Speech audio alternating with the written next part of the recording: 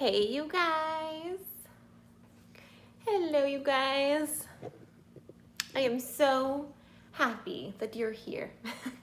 Welcome to Chocolate and Tea. I have been brewing this tea down here. It's probably extremely strong, but I'm gonna wait for a few of you guys to get here, and then we're going to light a candle, and I'm going to show you. I have just so much to talk to you about today. So much. We have, did I show you the chocolate? We have all this chocolate to eat as well. And I am surrounded by all of my teaching materials. Sylvia, thank you. You are the best. I just love how you're here at all of my videos. I'm good. I am so good. How have you been? I feel like you're my cheerleader. I just love you. I'm sending you a big hug. Thank you for being here. And everybody that's here, it is so nice to see you. Thank you.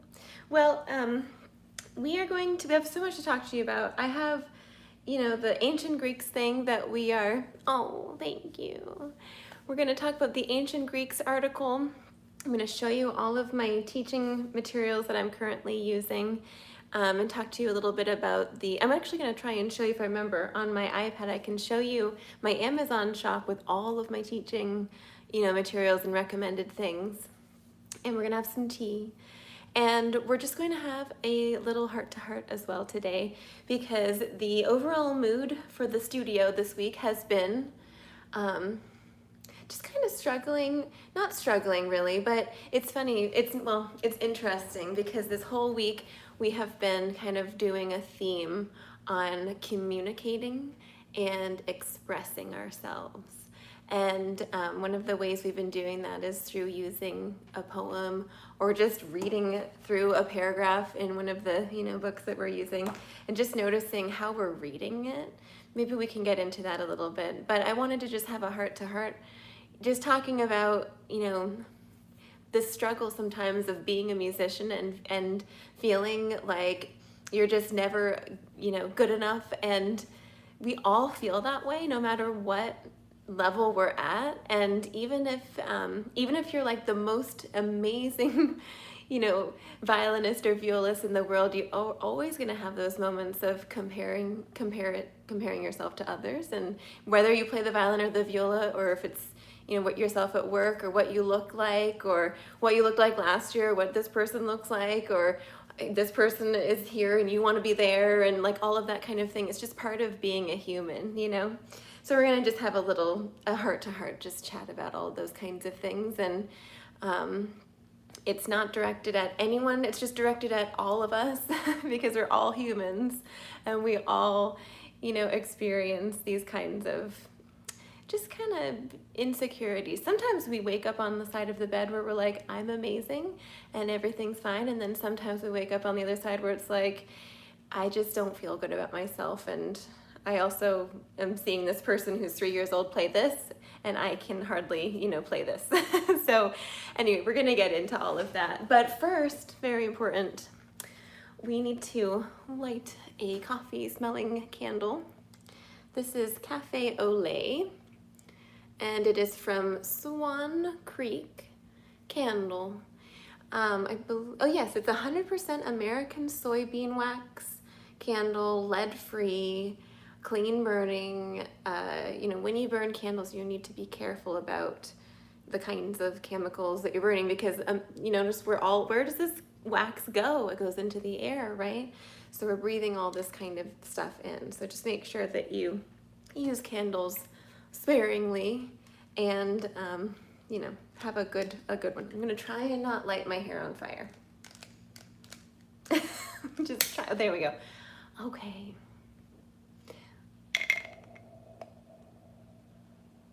Probably could be doing this better.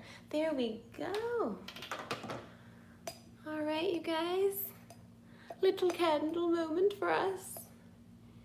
Yes, there we go. I wish I could keep this, somewhere that you could see it.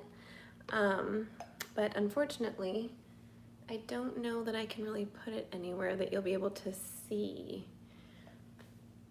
I'll put it down here. It's time for us to have some tea.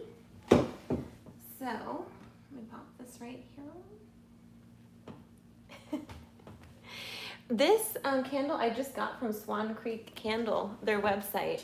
Swan Creek Candle, they were so nice. They also, um, you know, they put in like all this free stuff as well, like some car aromatherapy things and just like little like testy candles to test out a scent. It was just, they're great. Swan Creek Candle Co. Highly recommend. Oops, I need to give this a stir. We have the Brown Betty, the English Brown Betty. Give this a little stir here. There we go. I probably put a little bit too much water. Oh, there we go, that looks a bit better. Okay. There we go. Cheers, my dears. Okay. Hello, you. Where did I get this tea? I got it from, I think we just got it from Amazon. It's Scottish breakfast tea or Scottish Highlands tea. It's really good. It's really, really good. So we don't have my normal cup today because it's in the dishwasher. We have a We the People cup. Cheers. And it says the National Archives on the other side. This is my other half's cup, so I've stolen it. Oh my goodness, from LA. Well, hello from Philadelphia. Cheers, my dears. I'm so happy that you're here. So happy. You know, I really look forward to our Friday gatherings. They're quite fabulous. Well, now it's time for a chocolate. I have to say that probably this time last week, well, maybe it was over the weekend, you know when you eat too much salt and you eat too much sugar and then you drink a lot of water and then you just feel like you gained 15 or 20 pounds? Well, that happened, that happened to me, happens to me all the time. But I just have to say that this week I kind of switched my diet up just a little bit. And I tried to eat less salt and less sweets. I don't actually have a big sweet tooth, believe it or not. My other half does. So I literally hide these from him. He's probably listening. But anyway, I'm not gonna reveal where I hide them. So they're hidden. And I usually just eat, you know, one or two or something. But I like salty, like potato chips and things like that. That's definitely a cheese. Cheese is definitely a weakness. Anyway, I have to say that cutting out a lot of the salt and a lot of the sugar this week has really helped me to feel better and just kind of shed that extra water weight, I guess. At least I feel that way. I don't know that I really look any different. But anyways, enough about that. Let's have some chocolate.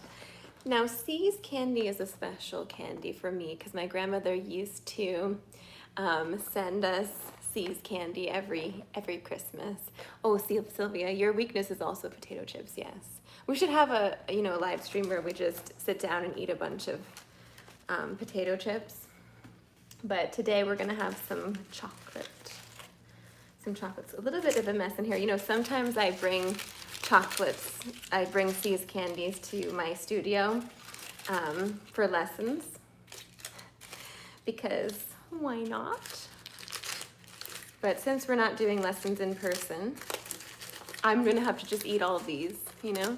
Carrie, oh my gosh, I'm so happy you're here. Have some chocolates, my dear. Just smell. Everybody smell.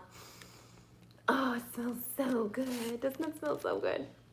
Well, some of my favorites are these over here. These are kind of a crunchy, they're called a molasses cookie. So they're not a cookie, they're some kind of molasses chip, that's what it is. You never share your chocolate. Well, here, we can virtually share our chocolate. Listen to this crunch. It looks like this. Those of you in England, what is that called? A crunchy bar. It's kind of similar to a crunchy bar, I guess, but it's just a lovely, sweet crunchy chocolate. It's, I guess it could be kind of like toffee. It's kind of like toffee. It's literally, it's a molasses chip, but it doesn't taste like molasses, you know? I wish I could give you one. As I was saying, I usually bring these to lessons or cookies, or I have it all set up, you know? My dream is to teach music lessons in a castle and have like a waiting room where you'd be surrounded by all the most beautiful things. You'd have like, there's actually, I don't know if you've ever been to, have you ever been to Sedona? Have you ever been to like a big gem show before, the Tucson Gem and Mineral Show? Every year they have the Tucson Gem and Mineral Show. It's like the largest gem show in the world. And they, I could show you something. Here, let me just grab, oh my gosh, I have to show you something. Just wait right there, I'm gonna show you something beautiful.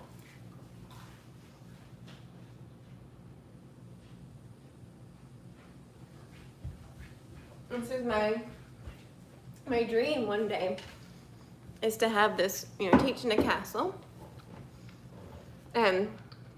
Or just like a beautiful space, honestly, with lots of sunlight and beauty and nature, and to be surrounded by these gigantic pieces of crystal.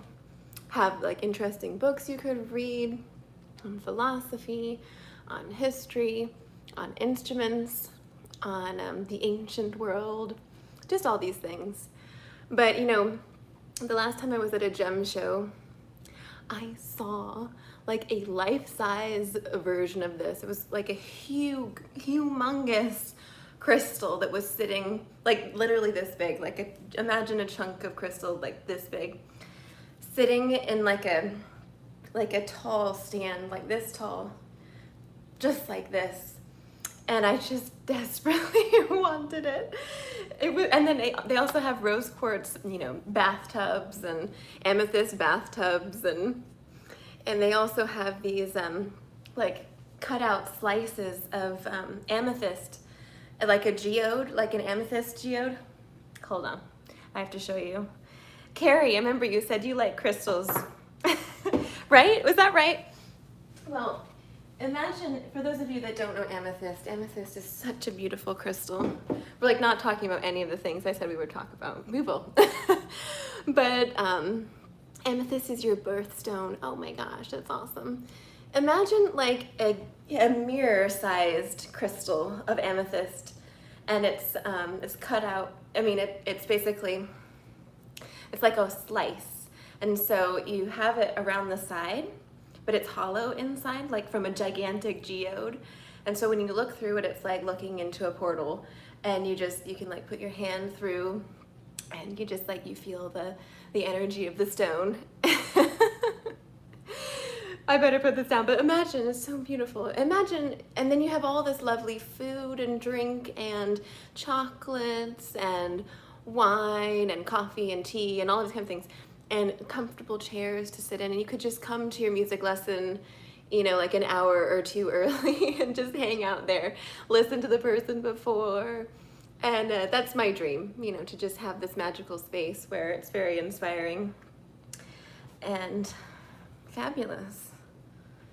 Look at this. This is a citrine crystal. It's like a piece of art from the earth, you know, just beautiful. Just beautiful.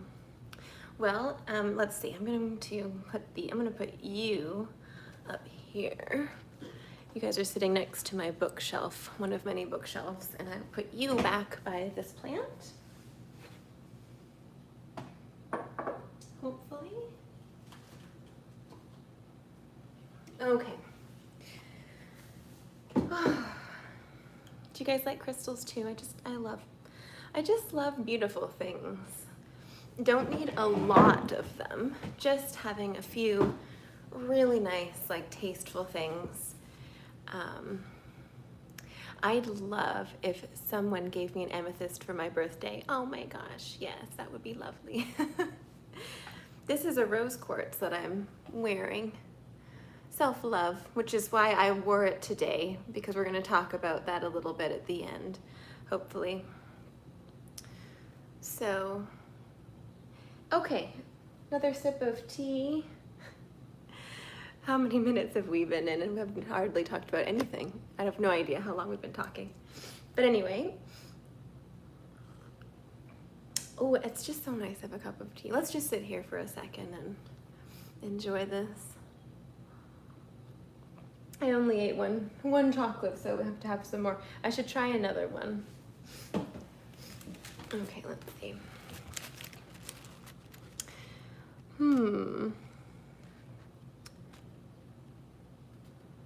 This one, well, this one's out of its wrapper here. I'll take this one right here.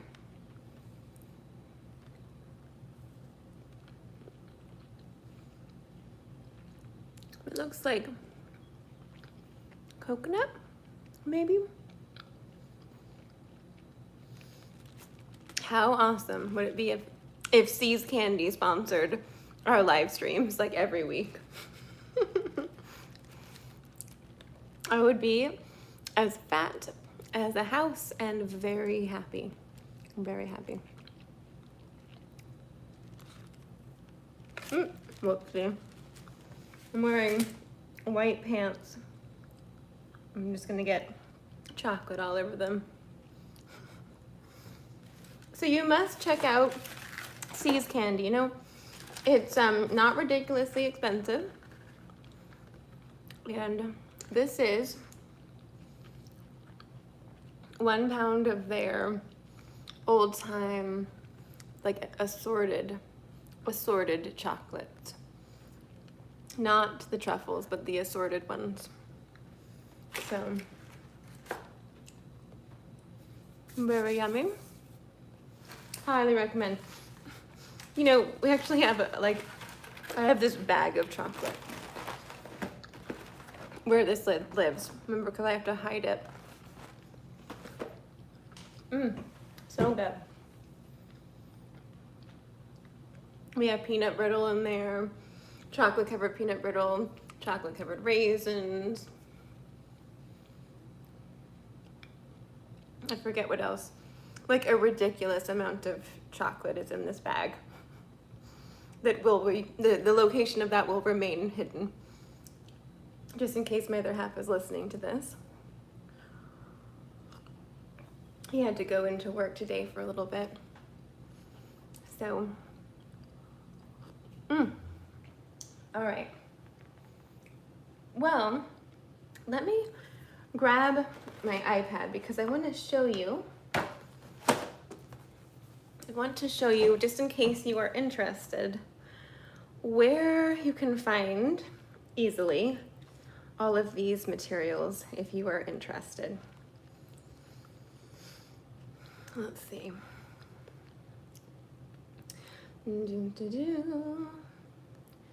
Notes. Okay, none of my notes are here. Oh, here they are. There we go. Okay, so it's amazon.com/shop/violin viola masterclass. Amazon.com/shop/violin viola masterclass. And I always link that in my videos. At least I have started to do that for all my recent videos. So you can easily, you know, find my recommended chin rest and shoulder rests and metronomes and tuners and, you know, repertoire and also non-music things, just like beauty things and whatever. So I'm gonna click on that and show you this lovely, lovely shop. So you'll see we are on Amazon, and here's me. This is actually on the Isle of Man. This was at the Lionel Curtis International Viola Competition, which I attended but did not participate in. So yes, I feel like my makeup is like all over my face. I'm sorry. Okay. Anyway, I have the viola level 2 kind of recommended repertoire, violin level 2 repertoire materials, violin level 1 of viola level 1, a bunch of violin stuff that I like, and a bunch of viola stuff that I like, and then my favorite non-music stuff. So violin level 1 is kind of what we're going to be talking about today. And if you play the viola, a lot of these things are also transcribed for the viola as well. But unfortunately, my favorite series, the Leopold Auer series, is not available for the viola. So I just love this series. So you'll see, we've got Leopold Auer, we've got a more like for children beginner set by Sossman's House. It's great. We've got Suzuki. Oop, sorry, I was trying to make this brighter. There, now you can see it.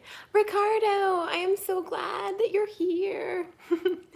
Okay, so we've got the Suzuki, Sossman's House, Leopold Auer, technique, scales, reading, music, all that kind of thing.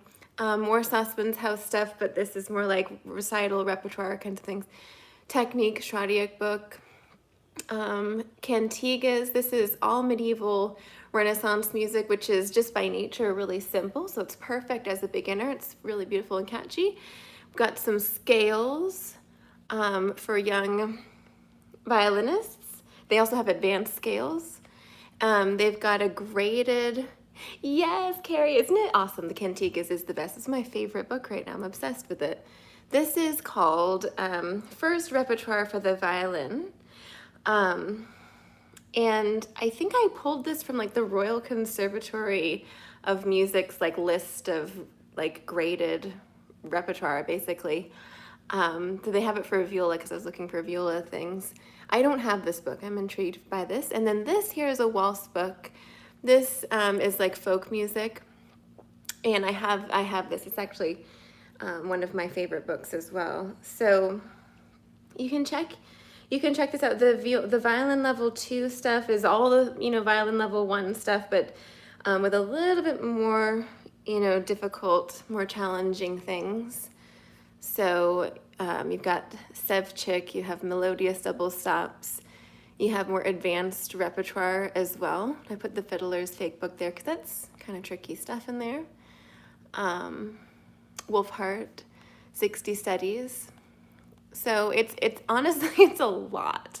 And I am sitting here next to the majority of all of this stuff.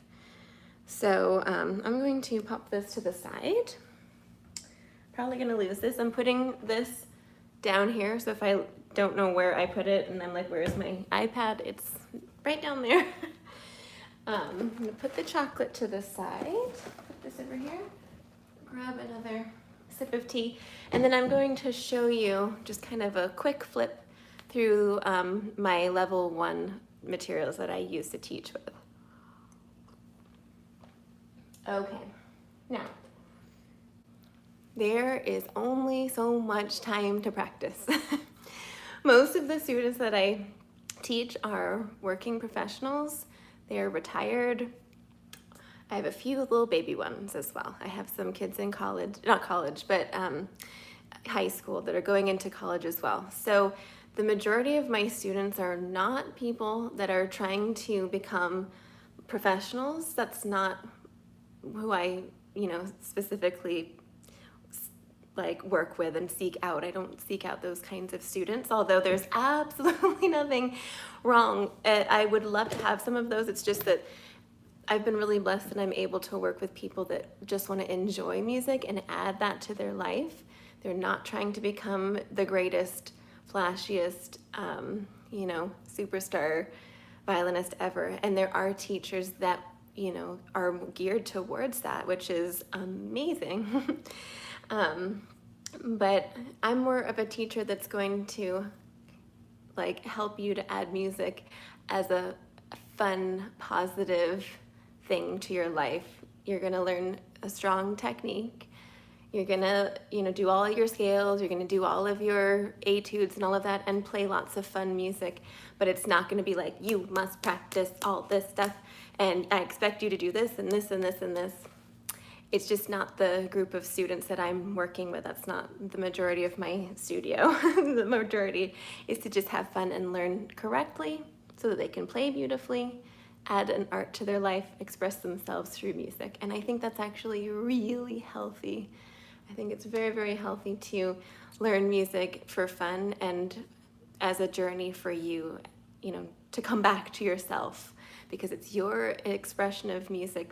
And we can get into that in a little bit. But anyway, having said that, I don't want all of this music to stress anybody out and be like, oh, I have to learn all of this kind of thing. These are just the things that I use. And as I said, you don't expect to just sit down and be able to do all of this at once, like tackle a couple at a time maybe. I am gonna start with the baby ones. So this is the lovely Sussman's House methodology. And if you Google the, actually Violin Masterclass, that channel, incredible students. And I was lucky enough to go to China and be part of their Great Wall Academy. Like, I forget what year that was in. It was, I think, when I was in early college in my bachelor's. The most amazing teachers, like amazing students. It was just an incredible experience. So that's something definitely to be respected. Like, you know, all of those people that can play amazingly is definitely something to respect and acknowledge. But at the same time, just know that it's your journey and you don't need to be like comparing yourself to this person,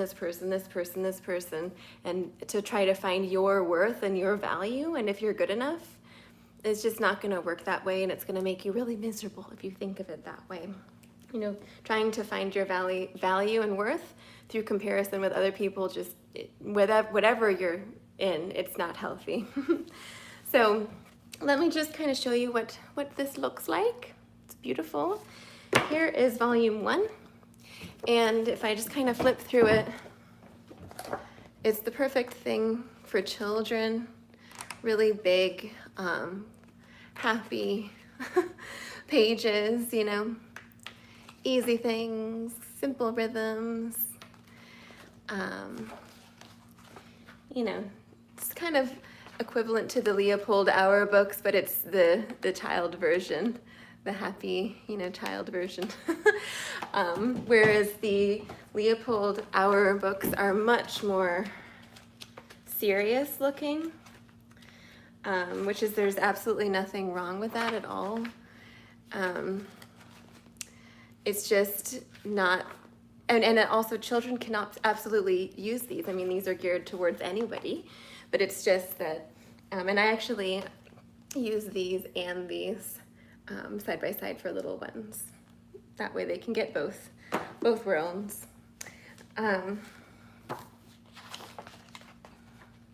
Book 2 of this actually starts to incorporate some scales, some little duets as well, which is nice. Reading rhythms. Trying to add some expression to them, tenderly, lively, right? Playing with flats and sharps and naturals and going through scales and fun little things and, you know, easy little minuets. So excellent methodology. I think book 3 is also just a bunch of duets. So if you were gonna look at book 3, whether it's for violin or viola, or I think they also make other instruments,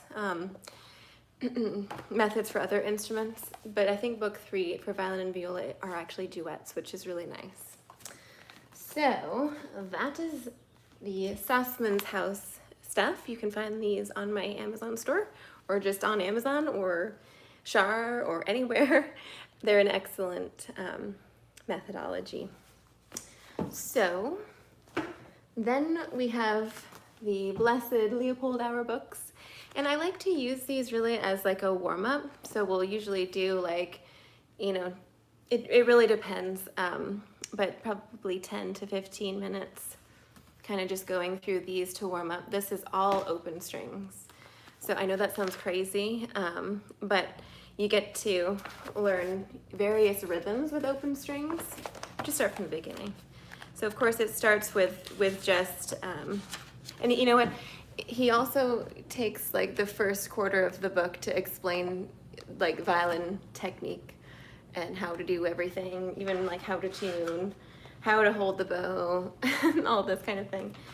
But it starts with just whole notes, and then it goes to half notes, some duets for the teacher and the student to do. Crossing strings as well, which is nice. Quarter notes, just kind of staying steady with quarter notes. Then it starts to do eighth notes over here. Double stops, right? Double stops here, just open strings, various rhythms, various time signatures, and then more complicated rhythms, right? More duets, string crosses with, slurs and different articulations, varied bowings and articulations, varied rhythms. These are exciting. I love the varied rhythms. And then more duets and pretty little things. 12 exercises at the end to just kind of go over the legato, the short stroke, mixed stroke, hammer stroke, mixed shorter strokes, the détaché, all kinds of different strokes that you can do. And it's just a fabulous way to gain control over your sound, right? Over your bow, and be able to, once you can kind of master this, I mean, you don't have to do the whole book. We do them side by side. I like to do a little bit of this one, a little bit of this one at the same time. So this one here, you're gonna add all of the stuff that you learned with your right hand, but you're gonna add the left hand to it in small increments. So, it's hard when we add the left hand to kind of continue keeping your sound over here, because this one and this one are connected. So if this one's struggling, this one's gonna be like, eh. So, all right, now book 2, as I said, is just about adding the left hand. So he's gonna go through each string and the use of first finger and open, right, on every string. Getting to read, like A and B, just literally playing these 2 notes, but in all these various rhythms and bowings.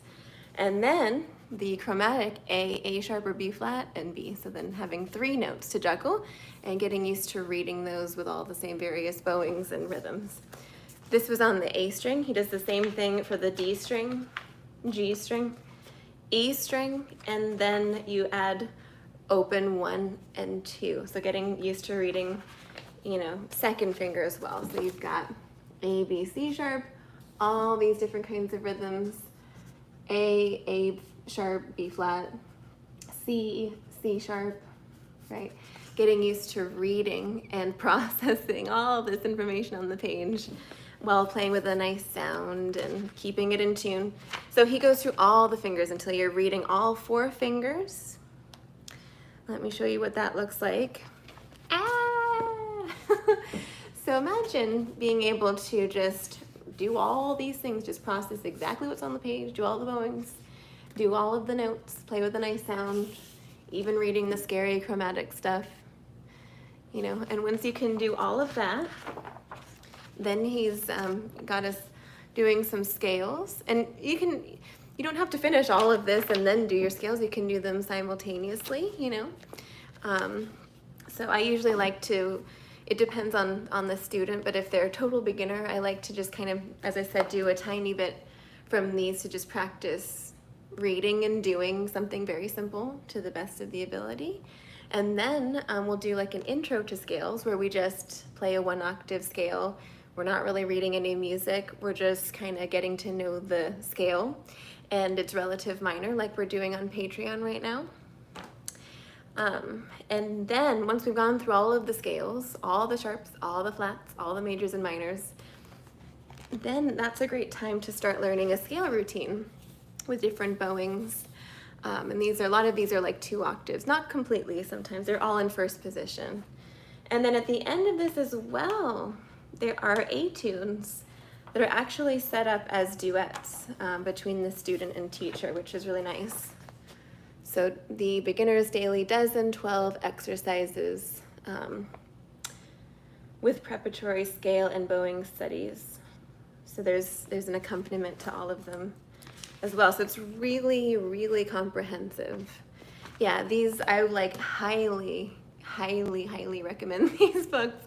Even if you have been playing for several years, there's never a bad time to practice your open strings and your sound. And there's all these different ways that you can practice your open strings. You can play them quietly, you could play them loudly, you could play them with a metronome at various speeds. You know, you can add some dynamics of your own, add articulations of your own. Sometimes he does have specific articulations he wants you to do, but just trying to do exactly what's on the page with a metronome. I mean, that's how we do orchestral auditions. You need to do exactly what's on the page, right? And also, you know, learning about rhythms and how to interpret rhythms and, you know, trying to express them in a lively and happy way, you know, and then trying to apply all of this to the left hand, just kind of reading through things and being able to process, you know, exactly what's on the page. It's really, really good. It's fundamental stuff. So I'd highly recommend these, just adding them, whether you're a teacher or a student, to your practice, just in a little bit. You know, set a time where you're going to do book 1 for 5 minutes, you're going to do book 2 for 5 minutes, or however many minutes you want. It really is the quality and the focus and being aware of exactly what it is that you're doing. So there's that. So just to recap, we've talked about these. We've talked about these. I have for the person that just asked a question, I don't know where to find these except on, you know, you'd have to maybe just Google them. If you look on, if you can access Amazon, then you can see, you know, the names and titles of these books, and maybe there are some like files that you could buy digitally. I don't know though. So there's that. Okay.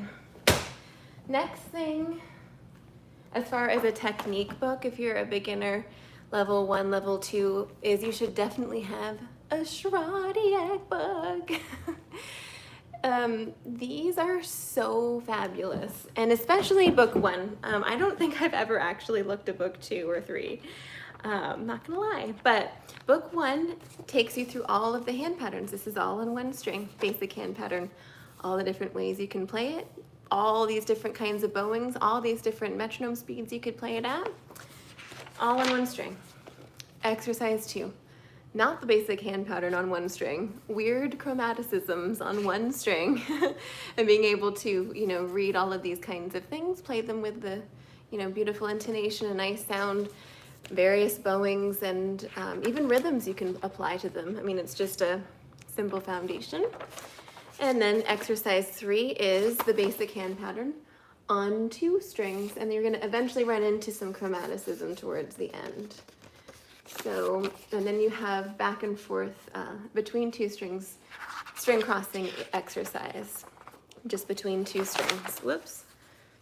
Exercise 5 is on 3 strings, and we are in the extended 3rd finger hand pattern because of the key here. Yeah. And you know what? Yes, that's a good point. Even though it looks really scary, you can play them really slowly. So just because it's the 16th note doesn't mean it has to be da da da da da da. You could actually do bum, bum, bum, bum, and just, you could literally just do that. You can try and get those 4 notes slowly 3 times, a little faster 3 times. You could try and add 2 notes slurred, 4 notes slurred, and then you're done. And every day you just do a little bit more. And eventually, when it makes sense to, you can actually sit down and read the whole line. But when you're first starting, you might just be able to just do a tiny bit, but that's all you need to do when you're first starting, you know? Don't feel that you need to do the whole thing before that's possible. Number 6 here is exercises on all 4 strings. This is all in first position, just across all 4 strings. And then number 7 here, we're starting to do different rhythms. We're all on 4 strings here, chromaticism here. And then we start to add different positions. So we start to add 2nd position, 3rd position, 4th position, etc. And I really, because I teach a lot of like beginner violinists and violists, we usually just hang around in the first 6-ish, which goes up to 4 strings, A tunes. Although these are excellent, like the first 6 are excellent to warm up with if you're, you know, more advanced. you don't have to do the whole thing. You can just do like 6 lines of the first 6 etudes with a metronome with different bowings, different rhythms, use those to warm up with. Fabulous. So, and then after you warm up, then you can start to do your scales. Then you can do an etude, and then you can play, you know, your repertoire you're working on, or just have something fun to play. So that was all of the technical side for kind of a beginner-ish student. We're not really doing double stops, we're not really doing shifting, we're not doing vibrato, we're not doing any of those things. We're just trying to do like some simple, beautiful stuff and be able to play. And then once we can do all of that, then we can start to do more complicated things, shifting, double stops, vibrato, harder things that are faster even. You know, it just takes time. It really does just take time. So that's the technique side. The other side of this is the music side. Like, what music book should you be using if you're more of a beginner or level 2-ish student? So everybody knows the Suzuki method books. Well, these are wonderful, yet sometimes rather boring. Depends where you are in the Suzuki method. But book 1 is like, if you can stand it. I'm not really giving this a good review. This is an amazing method series, sorry. Which do you recommend to learn how to write music? I'm not sure. I don't know how to do that, Ricardo, I'm sorry. Unless you're talking about staff paper, you can just print staff paper, you know, off virtual, like staff paper or something, free staff paper, and you can, you know, write things in your own staff paper. But digitally, I don't know how to do that quite yet. So the Suzuki method is also a great series. It does show you exactly, you know, how you should stand, how you should hold the bow, and all these things. And it shows you the hand patterns there. It's a fabulous series, fabulous, fabulous. But it's not the only book that you should use. You should have a wide variety of different, you know, method books that you use. It's gonna start out with some simple things on like 1 or 2 strings in the basic hand pattern. It's eventually going to get harder to do. Oops. And then let me just show you the hardest piece in this one. This is the last one. Looks like this. This is the very last piece in Suzuki Book 1. 16th notes, 8th notes, articulations, dynamics. And then, but I think if you're kind of in the beginner-ish range, books 1 through 3 should keep you busy for a very long time. So those are the repertoire side. There's another method book repertoire side besides actually the Sossman's House. Remember this book? This has a repertoire addition to it. It's like called Concert Pieces, which I need to order. I don't have that. I'm intrigued by that. That would be interesting to explore. But then this, the Solos for Young Violinists, is an excellent method series too. I feel like these are a little bit harder. Let me show you book 1. Book 1 here. They make them for viola as well. So this is the first song. It's not too tricky at all. This is equivalent to kind of like some Suzuki stuff. Alana, Muse score. Oh, that's a good idea. Muse score, I've heard of that. Thanks, Alana. You're the best. Let me see. This is still book 1 okay, of the solos book. It's got some like little concertinos and things like that. It's a little bit harder repertoire. Like I think if you are, there's even some double stops. I feel like this is equivalent to like Suzuki 1 through 3. So if you're kind of if you're somewhere in the middle of Suzuki 2 or 3-ish, I think you'll be able to play through, you know, these pieces. There's even some like third position, some shifting things in here. Book 1, I think, would really be all that you need. So, look, this one, the mosquito dance. I think this is the last piece. Concertino in D major. It's a couple movements. Right, so book 1, solos for young violinists or violists. Excellent supplement for, like, you know, as I said, books 1 through 3 of the Suzuki, perhaps. Now for fun stuff, I think it's really important to be able to play some easy, beautiful music in addition to all of this kind of classical, technical stuff. Let me just see if I can find this quote from the lovely Leopold Auer. What does he say? He's got all these wonderful reminders to just kind of keep us all sane, because sometimes we can just kind of feel a little overwhelmed. Where is it? Well, he's talking about it's better to play something simple beautifully than to play something very difficult not beautifully, if that makes any sense. So, yeah, I'm not sure where that is, but I just love Leopold Auer. Fabulous, fabulous. So supplemental, just having fun reading through music. The Cantigas Renaissance Favorites book is so fabulous. Renaissance and medieval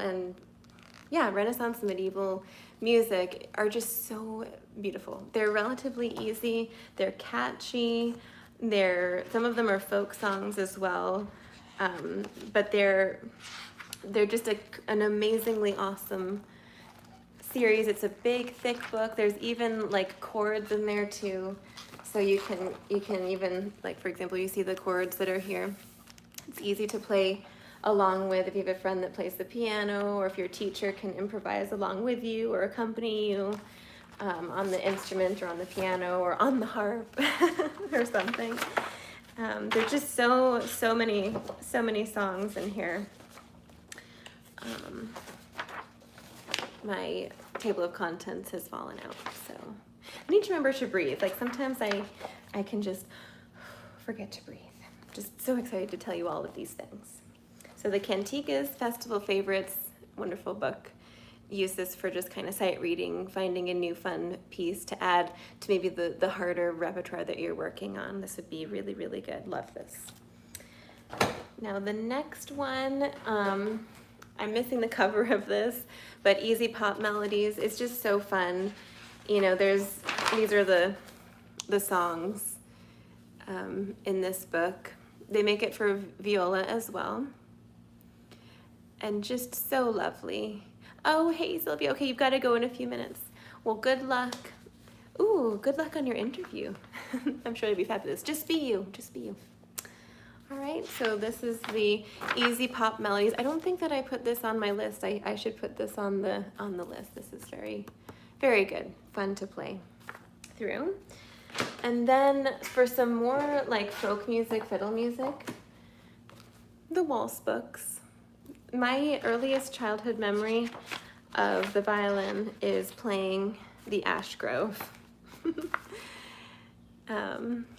So this is such a sweet song. The Ash Grove is about the ash tree and a grove of them.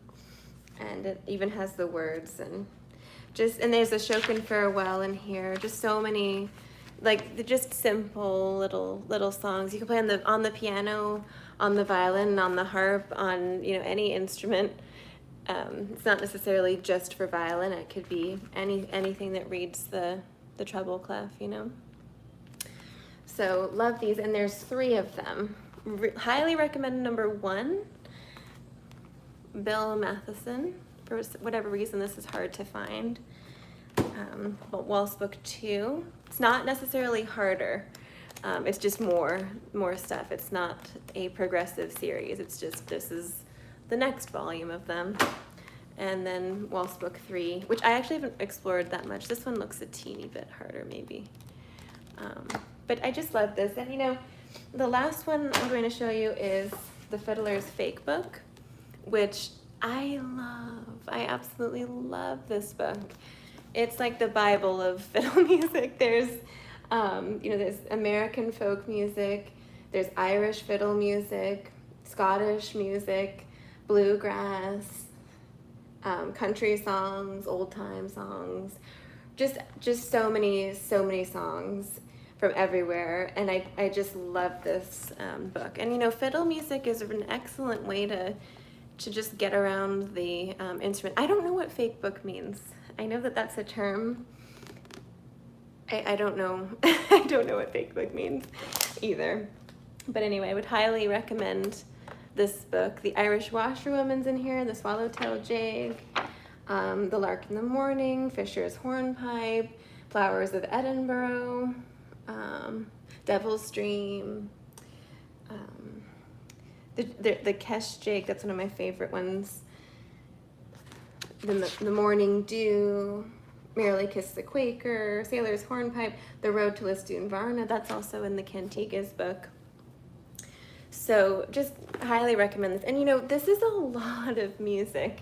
It's a lot of books. So even though there's like there's more like technique books that you could order, there's more like graded repertoire method books.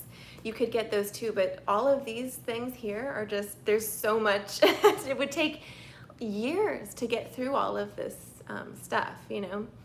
And there shouldn't be like a huge rush either, because the point is for you to enjoy it. And I like to kind of allow students to just stay in this comfortable place of getting around the instrument and enjoying playing for a while. And then when they're ready, whenever, you know, I can kind of push them a little bit to do something a little bit harder, which I'm always trying to do, you know, because every lesson we're kind of just doing something that's new as part of the warm-up and the scales and the hour books and whatnot, and then the sight reading from some of these like repertoire books, right? Or even violin online or viola online, or if they find a song that they like, you know, it should just be a fun journey. It really, really should be something that is for you, not because well, this person's so good and I should be that good, you know, and it's just part of being a human to feel that way. And we all definitely do feel that way, but just remembering that we're playing music because we want to play music, and it's our interpretation of it, it's our joy of it. And even if there's a 3-year-old that can play, you know, like the craziest, flashiest, most virtuosic violin repertoire ever written, it doesn't invalidate your, you know, your expression of your art, of your expression of music. This morning I was sitting in bed listening to birds sing. Oh, are you leaving, Ricardo? Oh, it's so nice that you were here. Thank you so much. Go have fun teaching. I was listening to birds like sing pop songs and like dance along with pop songs. Have you ever seen like parrots like sitting, like dancing around and mimicking, you know, the like AC/DC or whatever? And it's just hysterical. And even though they're not singing it perfectly, it's fabulous. It's meaningful. And nobody sits there and says, well, this bird didn't sing in tune and this bird didn't sing in tune. It was just, the bird just was singing and it was hysterical. So, I don't know, this week we've been, let me grab my teaching notes. This week we've been talking a lot about communication and interpretation and using our own voice, which is our first instrument, as a way to express, and being led by the rhythm and by the harmony to help our expression of the piece come through, you know. So let me give you an example. Teaching notes. This week we have been either working with poems or stories or reading the title of a book, or this week we were reading, was in this rhythm section. A lot of my students are in the same-ish areas, so that we're in the exercises for varied bowings in book 1 here as a little warm-up. over for varied rhythms. And there's kind of, I like to have them read the intro paragraphs out loud, so that you can hear yourself speak.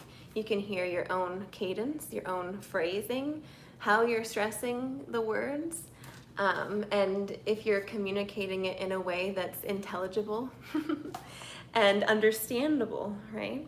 So for example, it says, rhythm is the very life of music, and a great part of the charm and attractiveness of a composition is dependent upon its use, application, and skill with which it is introduced. So we would have them read the whole thing, and then we would practice saying it really fast, really slow, and then in a way that's intelligible. So sometimes when we're playing, we feel like we have to go so fast because we're playing 16th notes and it's just really, really fast, and we just completely miss the point of what it is. Hi, Krister. I'm so happy that you're here. Okay, so here's me saying this really fast. See if you can understand it and if you're kind of getting the point, or if I'm just, completely missing the point. Rhythm is the very life of music and a great part of the charm and attractiveness of the composition is dependent on its use, application, skill, and disposition. And I even said things wrong, right? So it's just, you can't understand what it's about. But if I say it too slowly, then you're going to miss what it's about as well. So rhythm is the very life of music and a great part of the charm and attractiveness of a composition is dependent upon its use. And I'm not even done, but you see what I mean? It's just like you can't keep track of what I'm trying to say. So even in music, there's this kind of rhythm, there's this way of phrasing things, and sometimes there's like an idea that's presented, and then it has another little tangent which is associated with it, which we need like some more detailed information, and then there's maybe some couple points, and then it ends, right? So for this one, rhythm is the very life of music and a great part. Let me try that again. Rhythm is the very life of music, and a great part of the charm and attractiveness of a composition is dependent upon its use, application, and skill with which it is introduced. So it's talking about rhythm is the very life of music, and it's a great part of the charm and attractiveness of a composition, and it's dependent upon its use, application, and skill with which it is introduced. So there's so much that sentence is juggling, so you need to be able to kind of communicate it in a way that's understandable, because there's just a lot, and Bach, does this all the time, I feel. So when it comes to, playing an instrument, I think we have to get past the obviously, like, technique is a huge part of it, and anybody that has really, really superior technique and is, a virtuoso, they deserve our, like, oh my God. But that's one component, and just because somebody's really, really talented doesn't mean that now, because you're not at that same level, that you're not of value and you don't have a voice and you're just kind of worthless. That's not true. So I think that if we can put that understanding that technique is part of it, but that the other part of it is how we're communicating it, what our interpretation of it is, and the meaning and energy behind it, everybody is going to have a different voice. We all have a different voice, right? I could say, hi, my name is Amber. You could say, hi, my name is XYZ. We have a different, like, timbre to our voice. We have different accents. We are different people. And we're unique. We're all completely unique. We have totally different thoughts, a different lens that we see things through, different ways of understanding things, and all of that, even though we might be playing the same piece, it should come through, because whatever it is that we're playing, we're interpreting it as the artist. we have to try to interpret what the music is wanting, right? But it's at the end of the day, it's our interpretation of it. So, and people can decide, oh, I like that interpretation, or I like that interpretation, or I don't like this one, and I don't like that one. But it, as an artist, you have to just put it out there, and you can't be bothered by people's like criticisms of you. You could maybe like say, oh, okay, I noted, but it doesn't take away from your value. So if that, does that make any sense, what I'm saying? So anyway, when we're interpreting music, looking at the rhythm and looking at the harmony helps us to make something that's meaningful out of a bunch of stuff on a page. So for example, we've got this minuet tempo here, right? And trying to put these notes into a minuet kind of feel. So if you listen to a minuet, bum, bum, bum, bum, bum, bum, or even a waltz, everybody knows a waltz, right? Da da da da, right? You can think of the Blue Danube. Everybody knows that. So trying to put these rhythms into a waltz-like feel, it doesn't sound like a waltz, right? But if you emphasize bum bum bum bum bum bum bum bum, and you kind of change the articulation a little bit, all of a sudden those rhythms can really bounce out at you. And I really need to get a drum. I'm going to get a drum, because if I was to just sit here and like, you know, beat out a rhythm, it could be the same rhythm, but I could make it sound march-like. I could make it sound light and delicate. I could give it more of a phrase and a direction towards someplace. I could make it sound very angular. So there's all these different ways that you can interpret the rhythm, right? Sometimes we have things that are telling us exactly what it is that we're trying to portray. Dances are so helpful. That's why it's so great to be able to play a lot of folk music, because a lot of folk music is dance music. Like, it should literally make you feel like you can dance. Those rhythms should be making you move around. So if you're playing the, you know, the dance music like this, you're not going to be, you know, communicating the dance, and it just won't come through the instrument. So, and then on top of that, having harmonies that sound happy or sad or whatever, those are my two vocabulary words, happy and sad. It adds another layer of, you know, understanding to all this music.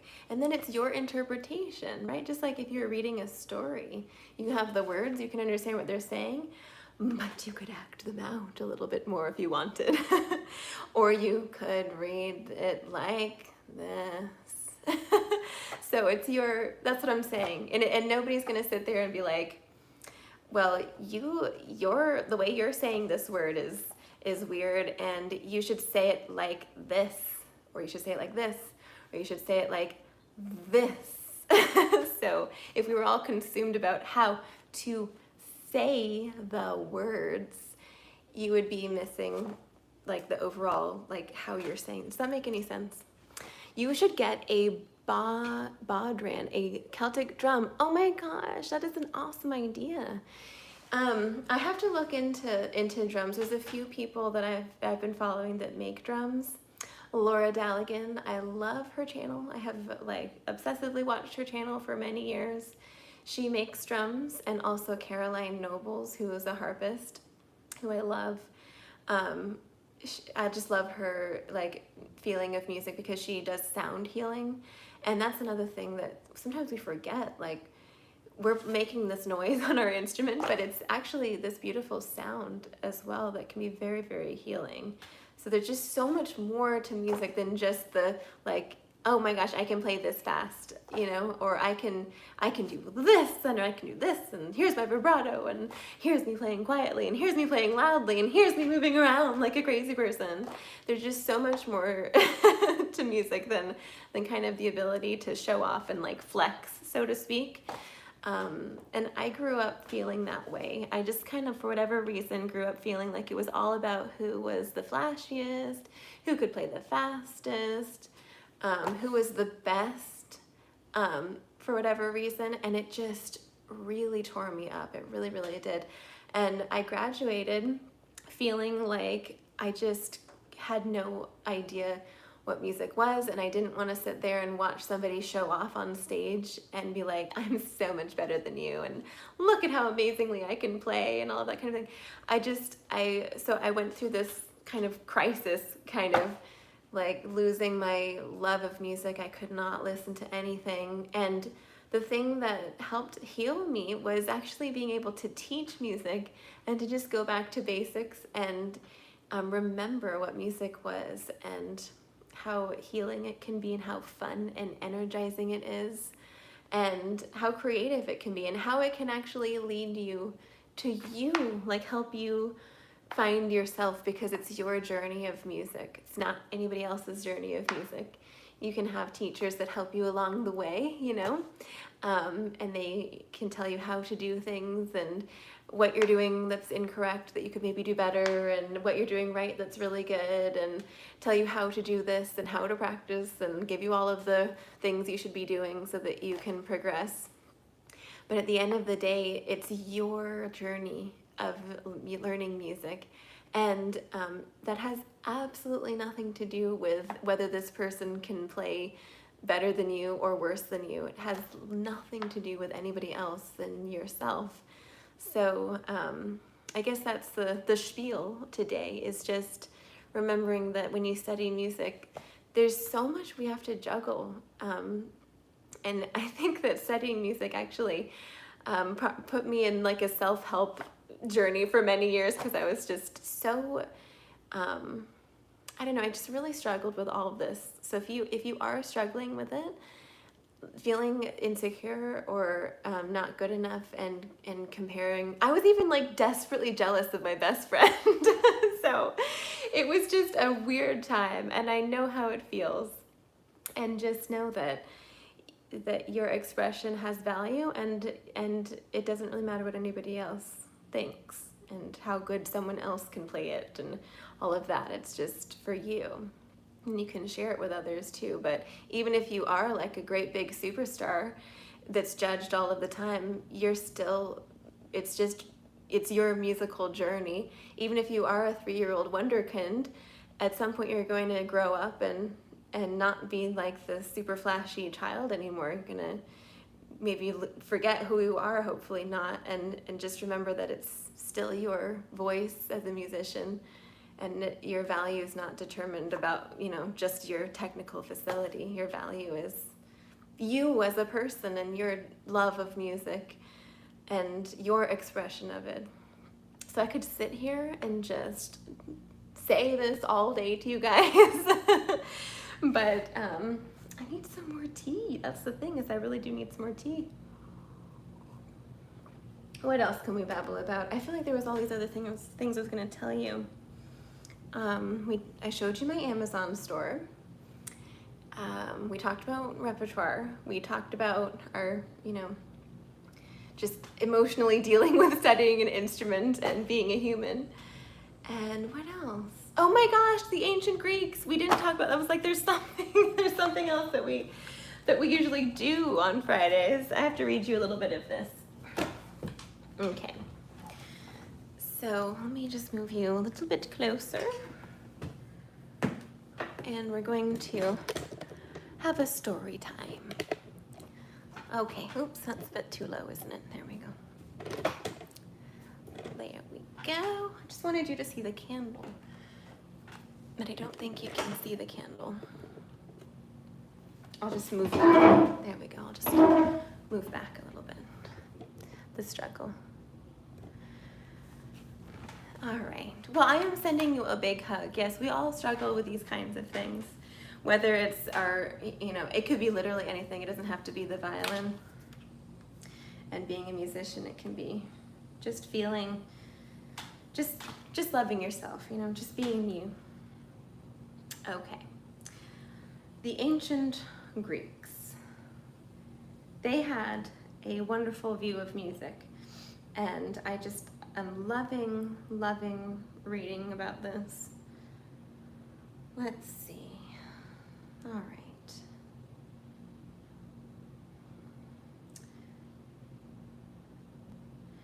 You know what? Sorry, side note, because I just read the word liberal education and learning, and music prepares the intellect for learning. I think that's why, one of the reasons why studying an art is so valuable, because it's like literally you learning something creative and letting that creative energy just flow through you, where you're just like in this different kind of state. You're not at the computer being a robot state. You can even be at the computer being like super creative state, you know? But you're in a different kind of mental state, and it's really magical. So teaching the arts.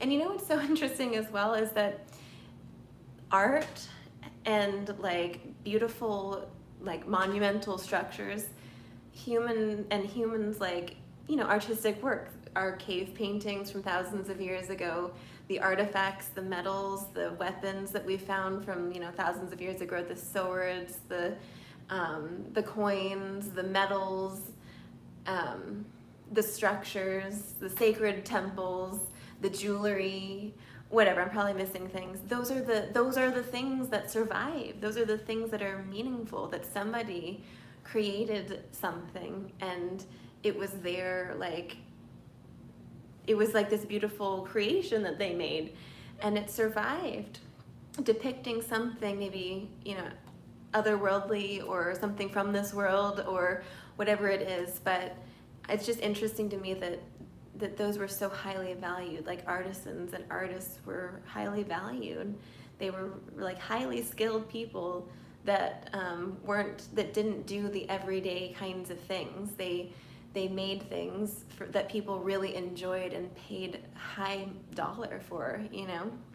So being an artist and being a musician is like a sacred thing. And when you study music, it is like a sacred thing. It's a soul journey. It's a spiritual journey. There's just so much about studying an art there's so many layers to it.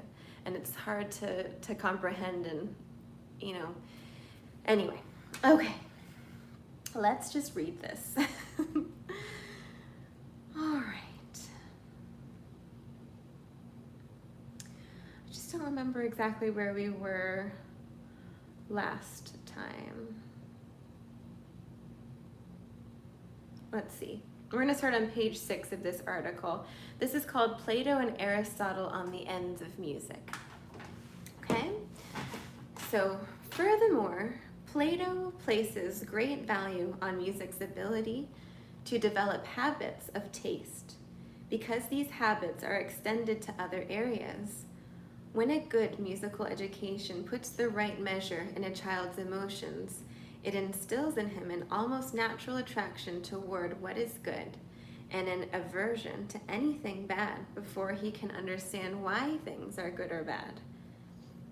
At first, the child judges the goodness and badness of things by their affinity with his own state and the consequent pleasure they bring.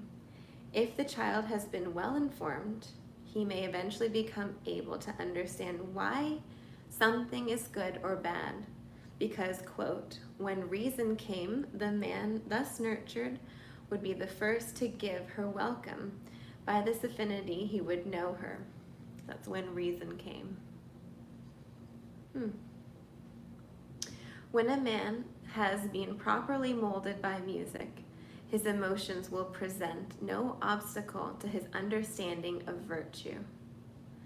For Plato, musical pleasure is not an end in itself. It should be subordinated to another end, fostering virtue in the soul. Unless reason enters in to determine what music will bring harmony to the emotions, the listener risks falling under the sway of music that brings irrational pleasure and disposes him toward vice instead of virtue. Plato accepts pleasure as an end of music, but insists that it would be used at the service of virtue, kind of losing what he's talking about here. There is a fourth end of music which Plato indicates, that of indirectly preparing the intellect for learning. Preparing the intellect for learning. He suggests that music does this in two ways. First, it does this by disposing the listener toward moral virtue, and so predisposing him for learning. I'm not sure about that, but okay.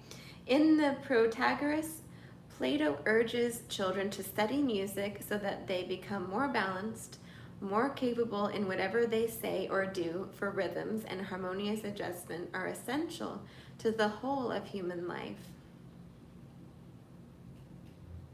Music's influence extends to all of man's activities, inasmuch as the acquisition of moral virtue is a prerequisite to the acquisition of intellectual virtue.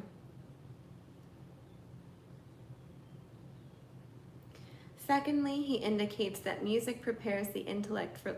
You know what's coming to me is that, have you ever been in a place in your life where you feel like you're definitely on the right path? Like everything is good, you're in a flow, you're happy, you're energized, like everything is, great.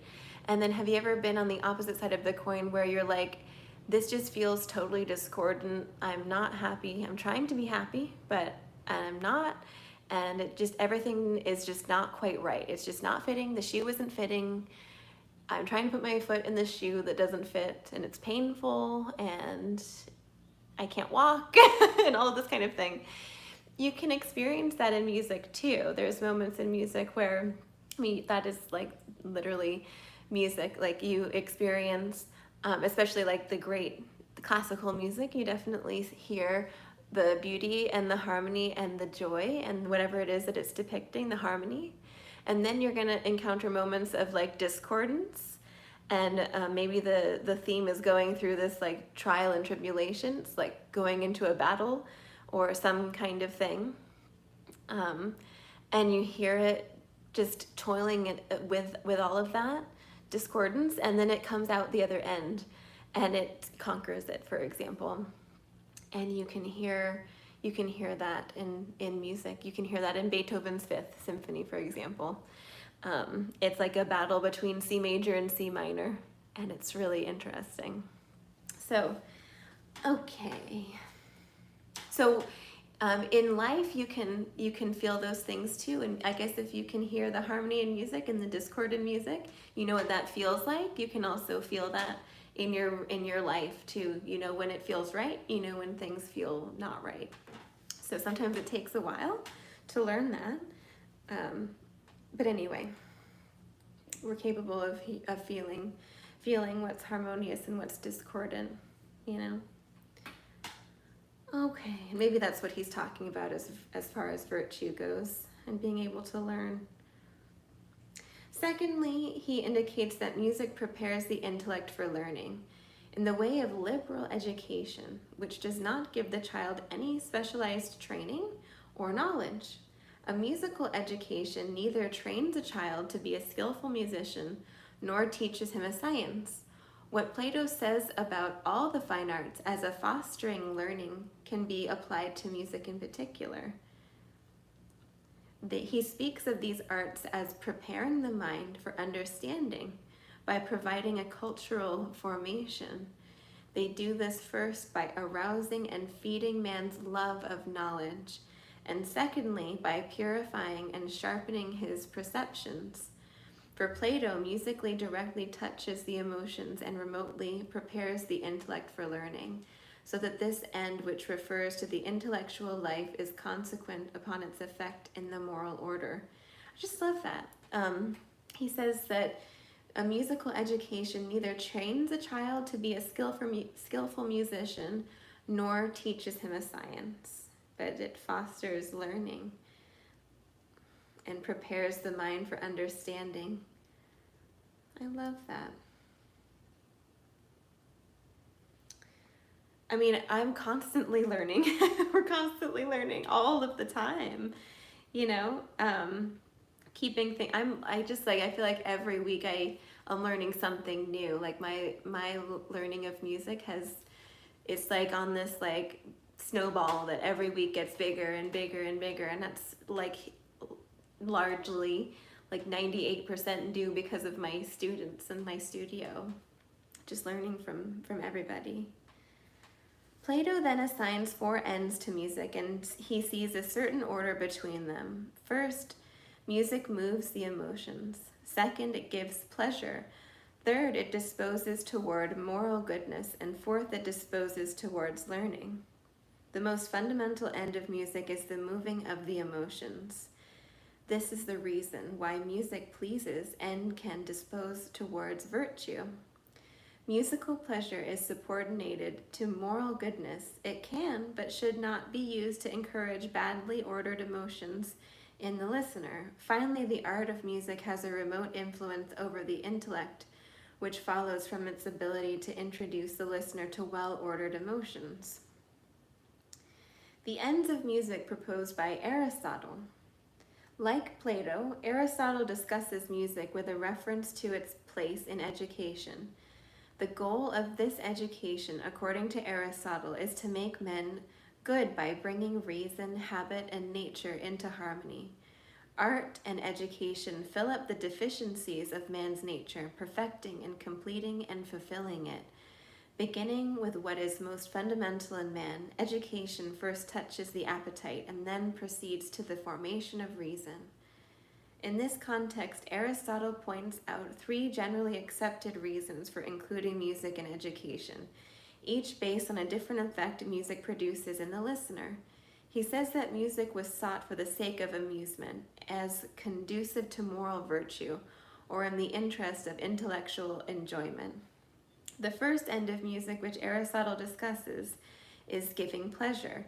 He says that this is what most men look for in music, and he compares it to sleeping or drinking, which are pleasant because they provide amusement and relaxation. He explains that the pleasure music gives comes from the relaxation it provides tired men, describing it as a remedy of pain caused by toil, and warning that, like medicine, it should be used with caution and introduced only at suitable times. He continues the comparison between pleasure and medicine, saying that music can give an innocent pleasure to mankind, when by it all are delighted. Aristotle calls up common opinion as witness that music is pleasing, and quotes the poet Musaeus as further evidence of this. Since pleasure is good for men, and music is one of the pleasantest things, Aristotle concludes that even if pleasure were the only benefit to be derived from music, on this ground alone we may assume that the young ought to be trained in it. We can infer from what Aristotle says that by learning to play an instrument or to sing more or less well, an individual is assured of being able to partake of the universal delights of music as at will. This alone is a good reason for having and learning music because, as Aristotle points out, music has a natural sweetness. Aristotle says that from this natural delight in music comes another benefit, influencing character. As he points out, experience shows that music influences character because people are stirred up by some kinds of music. In an earlier passage, Aristotle indicates how music can influence someone's character for the better. There he states that music's ability to conduce to virtue is founded on two things: its ability to form our minds, that is, to move us, and its ability to habituate us to true pleasures. In saying that music moves us, Aristotle implies that music has another end besides the three already explicitly stated. Why don't we end there for now? That's kind of in the middle of page 8. There's 14 pages of this article, and we are on page 8. I just find it very interesting. I like to know what the ancient Greeks thought of music. And I think one of the things I've been kind of thinking about a little bit is how there's a lot of distraction, right? And there's probably has always been distraction in our lives. And I was just thinking, because as I'm reading about, the ancient peoples of Britain right now, the Celts, the Britons, the Gaels, they, in that period of time, probably also had some form of distractions, right? Who knows what their life was like, but they didn't have a cell phone. There's still things that perhaps distract us from our everyday beingness, if that makes any sense. And I wonder if music can put us more in the now, like in the present, and help us to feel. Even eating food, we are distracted, and it's so fun to eat food, isn't it? We often sit and eat food and watch TV, but it's actually such an interesting and awesome experience to eat food, you know?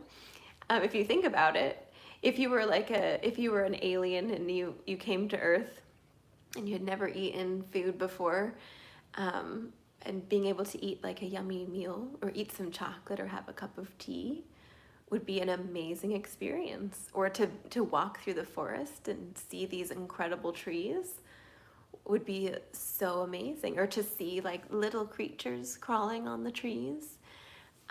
There's just all these things that are happening, and sometimes we get a little bit distracted. But music is one of those things when you're practicing, or when you're in your lesson, you are absolutely there. Like you're focused, you're present, and you're creating, you're learning, you're creating, you're doing something. Your brain is trying to create new neural pathways to connect to the other, to try and read an A sharp versus a B flat, and a quarter note versus the half note, and do a bowing, and play quietly and try to play like you're playing a minuet, or play like you're playing a waltz or a march or whatever it is. There's just so much that you're creating with sound, and anyway, it's a magical experience.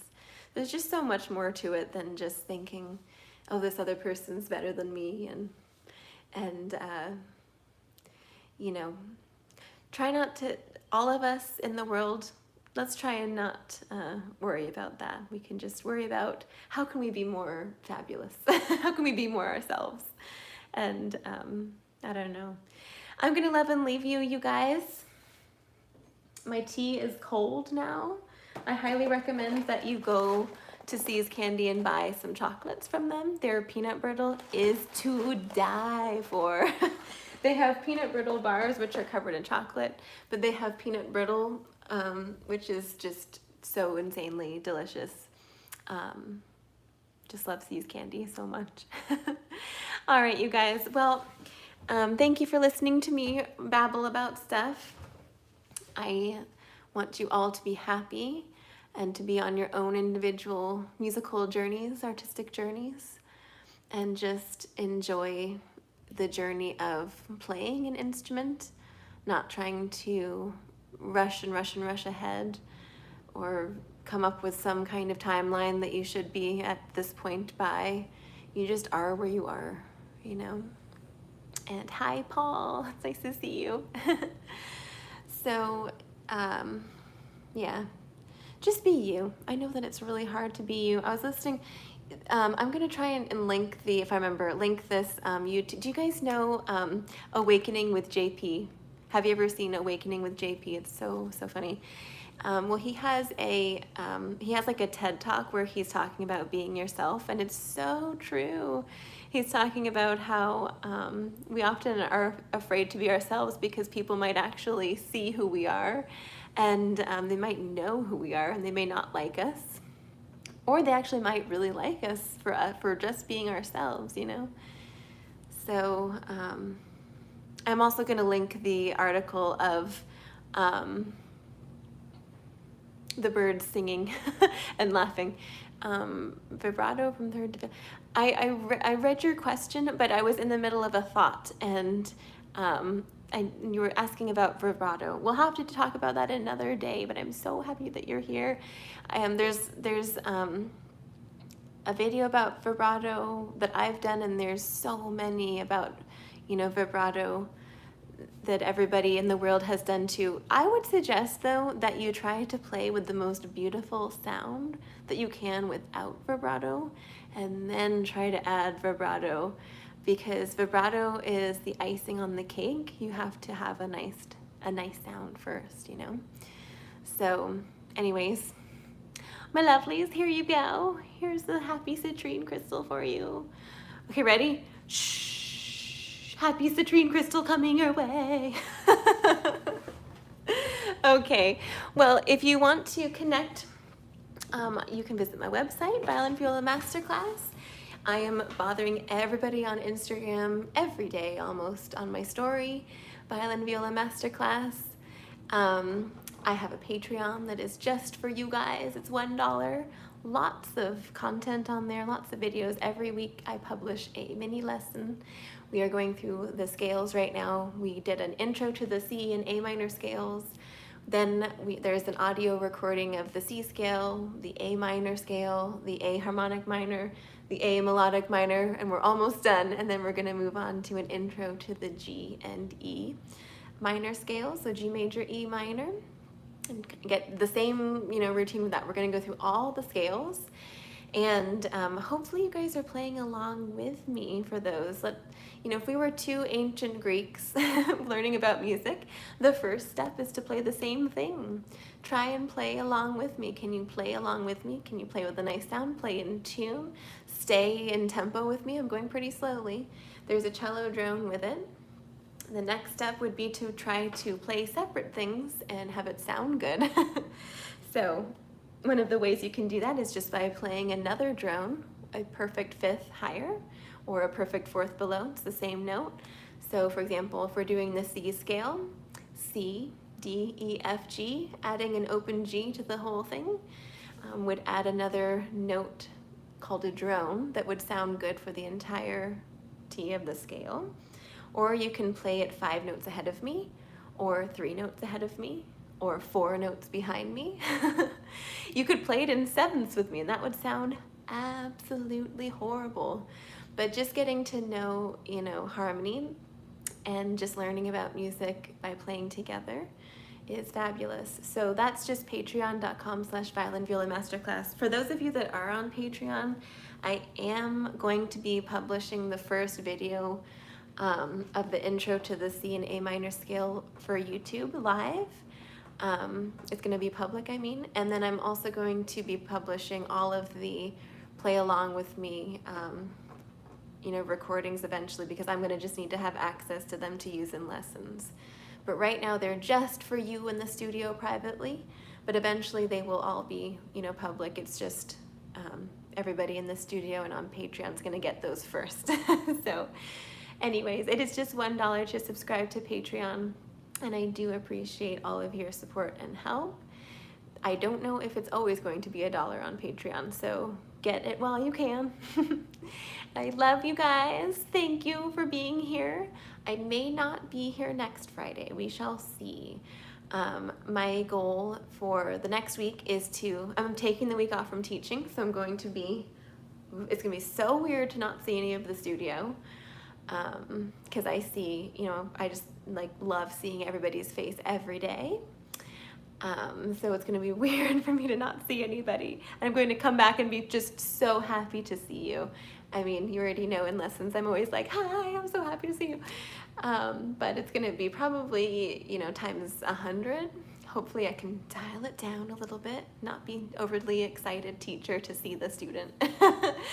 But anyways, I hope you all have a wonderful week, and I will see you, if not next week, I will see you the following, and I'm just sending you lots of love. Go be fabulous. Go have some tea. Go have some chocolate. Follow me on Instagram. Follow me on, Patreon. Love you guys. Bye. Thanks for being here.